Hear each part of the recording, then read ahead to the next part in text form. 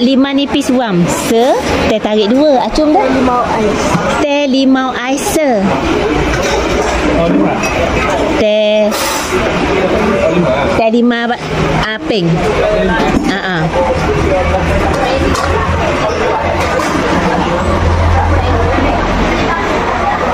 Zul ni dekat kedai ni nasi dagang di Gong Pipik. Gong Pipik ni jalan Gelugo tu lah, menghala ke jalan atas tu. Di sekitar ni banyak kedai nasi dagang.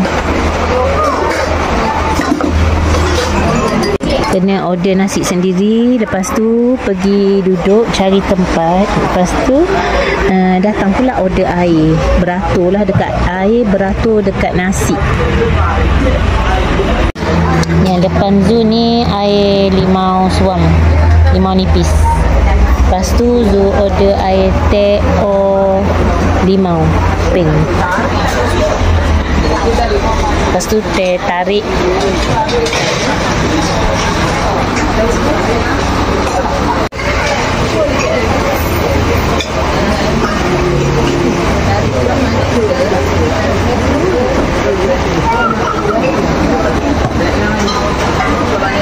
Air panas tu. Air kosong panas. Tadi Zul beratur ambil nasi dekat sana, dekat adik tu yang hujung sana. Masa Zul datang tak ada orang, pas Zul beratur je ramai. Lepas tu airnya dekat situ. Berkat nasi dagang GP, dia tulis airnya dekat situ yang ada adik tudung coklat tu. Tadi Zul pergi beratur, ambil air kat situ, order, ambil. Lepas tu masa tu belum ada, pusing belakang, ramainya.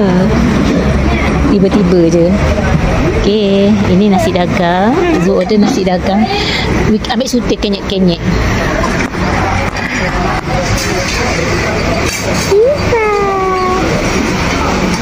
Pula mata tengok nasi. Bukan. Kak Ati weh, tengok Kak Ati suar. Baby belum boleh makan, belum cukup masa untuk makan. Tu Yusof. Sambung tidur. Yusof sambung tidur dari rumah tadi.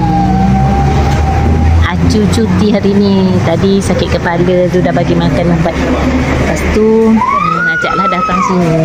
Okey, bismillahirrahmanirrahim. Kuahnya macam ni. Dalam nasi dagang ni macam wajib lah ada coklat merah ni, yang ni. Lepas tu cili api ni kena ada lah, baru sedap.